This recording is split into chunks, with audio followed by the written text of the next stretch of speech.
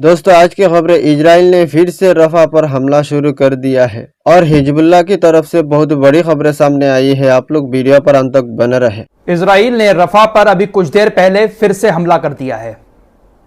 परसों शाम ही इजराइल ने रफा के ऊपर हमला किया था, जिसमें 50 से 60 लोग जिंदा जलकर मर गए। सैकड़ों लोग ऐसे हैं जो बुरी तरह से आग से झुलस कर अभी भी घायल हैं। इजराइल की तरफ से अभी कुछ देर पहले फिर रफा पर एक हमला किया गया है और यह हमला फिर उन्हीं जगहों पर किया गया है जिसको सुरक्षित जगह बताया जा रहा है। इजराइल ने परसों जो हमला किया था रफा में, वो UNRWA के हेडक्वार्टर के बराबर में बने हुए तंबुओं पर किया था, जिसमें रफा के आम लोग रह रहे थे, मासूम बच्चे थे, महिलाएं थीं। इस हमले के बाद पूरी दुनिया में हड़कंप मचा। संयुक्त राष्ट्र से लेकर यूरोपीय यूनियन तक ने इस हमले की निंदा की। OIC ने भी निंदा की। इजराइल को कैसे रोकना है किसी को नहीं पता। इजराइल सिर्फ और सिर्फ बेगुनाह लोगों को मार रहा है। जब निंदा की जाती है पूरी दुनिया में इजराइल की, तो इजराइल थोड़ा बहुत अपनी सफाई में झूठ बोलना शुरू कर देता है। परसों रफा पर इजराइल ने जो हमला किया था, उसको लेकर नेतन्याहू ने कहा कि रफा में जो हवाई हमला हुआ था वो एक दुखद गलती थी और इस गलती की जांच की जाएगी। वो हमला धोखे से हमारी सेना ने कर दिया, गलती हो गई, इसकी हम जांच करेंगे। कौन जांच करेगा? ये जो हमले करने का ऑर्डर दे रहा है वही जांच करने की बात कर रहा है। इनसे ज्यादा झूठा और कौन हो सकता है। अभी कुछ देर पहले ही इसका ये स्टेटमेंट आया था कि गलती से रफा पर हमला हो गया जिसमें इतने लोग मारे गए। इसके स्टेटमेंट के कुछ ही देर के बाद इजराइल की वायुसेना ने फिर रफा पर हमला कर दिया और वहां पर 22 लोगों के अब तक मारे जाने की खबर सामने आई है। इन झूठों पर क्या ही यकीन किया जाए? क्या यकीन करें? किसी पर भी यकीन कर ले दुनिया, लेकिन इनके ऊपर यकीन करना बेवकूफी होगी। फिलहाल गाजा को लेकर नेतन्याहू जो कुछ चाह रहा है वो कभी हासिल नहीं कर सकता। 8 महीने में इसकी और इसकी सेना की औकात पूरी दुनिया के सामने अच्छे से आ चुकी है। हमास के घर में घुसकर भी हमास को नहीं ढूंढ पाई, हमास को खत्म नहीं कर पाई इसकी सेना, तो लेबनान के अंदर घुसकर हिजबुल्लाह को कैसे खत्म कर सकती है? दोस्तों, मैं आपसे जो बार बार कहता हूं ना कि हिजबुल्लाह हमास से कई गुना बड़ी ताकत है। एक नमूना आप लोगों को दिखाना चाहता हूं। हिजबुल्लाह ने क्या कुछ किया है लेबनान के बॉर्डर से इजराइल के अंदर, पूरा आंकड़ा आज इजराइल की तरफ से जारी किया गया है। इस आंकड़े को आपको देखना चाहिए ताकि आपको पता रहे कि हिजबुल्लाह ने कितना नुकसान इजराइल का किया है। इजरायली युद्ध मंत्रालय ने आंकड़ा जारी करते हुए बताया है कि 7 अक्टूबर से उत्तरी कब्जे वाले फिलिस्तीन में 86 बस्तियों में हिजबुल्लाह रॉकेटों ने 930 निवासियों के घर डैमेज कर दिए हैं। उत्तरी इजराइल में हिजबुल्लाह ने अपने रॉकेटों से 930 घरों को डैमेज कर दिया है। एग्जाम्पल के लिए अल मनारा में 155 में से 130 घर पूरी तरह से नष्ट हो गए हैं। मेटुल्ला की बस्ती में अधिकतम 34 निवासी बचे हैं।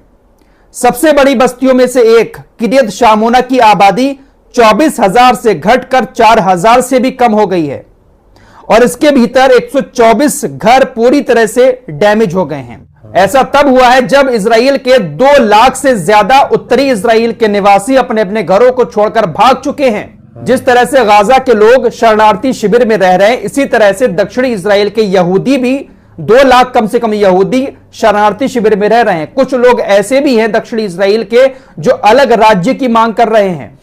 उनका कहना है कि हमें इजराइल से अलग होना है। इजराइल की मार्गालियट की बस्ती ने कल ही इस इकाई से अपने संबंध भी तोड़ लिए हैं। बहुत सारे इजराइल के यहूदी हैं जो चाहते हैं कि हमें अलग राज्य दे दो, हम इजरायली देश के साथ नहीं रहना चाहते। तो हिजबुल्लाह ने उस बॉर्डर पर इजराइल को सुकून नहीं लेने दिया है और यह लड़ाई अब की नहीं है, बहुत पुरानी है। हिजबुल्लाह के साथ इजराइल की जंग बहुत पुरानी है, लेकिन अभी तक हिजबुल्लाह का बाल भी बांका इजराइल नहीं कर पाया है। इजरायली सेना की इतनी हिम्मत नहीं हो रही कि वो लेबनान के बॉर्डर के अंदर घुसकर हिजबुल्लाह को खत्म करे। घुसने की कोशिश कई बार की है, करती रहती है, लेकिन हिजबुल्लाह सबको खदेड़ देता है। यह आंकड़ा आपको याद रखना पड़ेगा। बहुत सारे लोग कहते हैं कि क्या किया है हिजबुल्लाह ने? यह सब किया है हिजबुल्लाह ने। जब दुश्मन का सामना करने का जज्बा हो ना, तो सामने वाली फौज भी कांपती है, लेकिन जब इंसान बुजदिल बन जाता है तो फिर मिस्र जैसे हालात हो जाते हैं। मिस्र के रफा बॉर्डर पर इजरायली सेना पहुंच चुकी है। आपको लगातार जानकारी दे रहा हूं। कल इजरायली सेना ने गोलीबारी की थी जिसमें कुछ इजिप्ट के सैनिक मारे गए थे, कुछ घायल हो गए थे, जिसकी आज मौत हो गई। ये फौजी है इजिप्ट का, ये भी घायल हो गया था। कल इजराइल की गोली लगने से घाव ज्यादा बढ़ गया था, जिस वजह से इसकी अभी कुछ देर पहले मौत हो गई है। दोस्तों आज 28 मई है। आपको मैं पिछले हफ्ते बता चुका हूं कि आयरलैंड ने फिलिस्तीन को आजाद राज्य की मान्यता दे दी थी। स्पेन, नॉर्वे और इटली जैसे देश अभी भी लाइन में थे। अभी कुछ देर पहले आयरलैंड, स्पेन और नॉर्वे ने औपचारिक रूप से अब फिलिस्तीन को मान्यता दे दी है। पिछले हफ्ते आपको बताया था ना कि 28 मई को मान्यता देंगे। मान्यता आज इन तीनों देशों ने दे दी है। यूनाइटेड नेशंस के 193 सदस्य देशों में से 146 देश अब ऐसे हो चुके हैं जो फिलिस्तीन को मान्यता दे चुके हैं। ब्रिटेन, ऑस्ट्रेलिया, माल्टा और स्लोवेनिया ऐसे हिंट दे चुके हैं कि वो भी बहुत जल्द फिलिस्तीन को आजाद राज्य के रूप में मान्यता देने वाले हैं। अगर सारे देश यूनाइटेड नेशंस के फिलिस्तीन को आजाद राज्य की मान्यता दे देते हैं तो यह बहुत बड़ी बात होगी फिलिस्तीन के लिए। जैसे तालिबान है, तालिबान को अभी सिर्फ चीन ने मान्यता दी है, रशिया मान्यता देने की बात कर रहा है। जब यूनाइटेड नेशंस के देशों की मान्यता किसी देश को मिल जाती है तो उसको बहुत सारा फायदा भी होता है, बहुत सारी चीजें अच्छी होती हैं। लेकिन ये चीज इजराइल को हजम नहीं हो रही है। अब बात कर लेते हैं हुतीज की। हुतीज ने एक और बड़े जहाज को निशाना बनाया है। ये बड़ी खबर है, इसको पहले बताना चाहिए था लेकिन बाद में बता रहा हूं। हुतीज ने 3 एंटीशिप बैलिस्टिक मिसाइलों का इस्तेमाल करते हुए लेस्टे मालवाहक जहाज पर एक सफलतापूर्वक हमला किया। मिसाइलों से बहुत बड़ा नुकसान हुआ है। जहाज के कार्गो डिब्बे में पानी का रिसाव हो गया है। मिसाइलें डायरेक्ट हिट की हैं जाकर जहाज को, जहाज में सुराख हो गया, जिसके बाद जो समुद्र का पानी है वो कार्गो डिब्बे में भरना शुरू हो गया। नुकसान हुआ है बहुत बड़ा। दोस्तों नेतन्याहू के खिलाफ यहूदी सड़कों पर उतरे हुए हैं। जो विपक्षी पार्टियां हैं वहां की, वो भी सरकार को उखेड़ फेरने की फिराक में हैं। जो विपक्ष के नेता हैं ये लेपेट, वो कल बहुत सारे नेताओं से मुलाकात करेंगे और नेतन्याहू की सरकार को उखेड़ फेंकने पर चर्चा करेंगे कि कैसे इसको हटाना है गद्दी से। बहुत सारे लोगों से कल मुलाकात करके इस बात पर चर्चा होगी। फिलहाल इस वक्त की ये कुछ लेटेस्ट खबरें थी जो आपके सामने रखी। दोस्तों गर्मी का मौसम है, बहुत ज्यादा गर्मी पड़ रही है। आपसे यही कहूंगा कि आपके आसपास जो पेड़ हैं उनको काटने के बजाय उनको पानी दें। ज्यादा से ज्यादा पेड़ लगाने की कोशिश करें, क्योंकि ये जो गर्मी दिखाई दे रही है ना, इसका सबसे बड़ा कारण यही है कि जो पेड़ हुआ करते थे कभी हमारे देश के अंदर, उन पेड़ों को काट दिया गया है।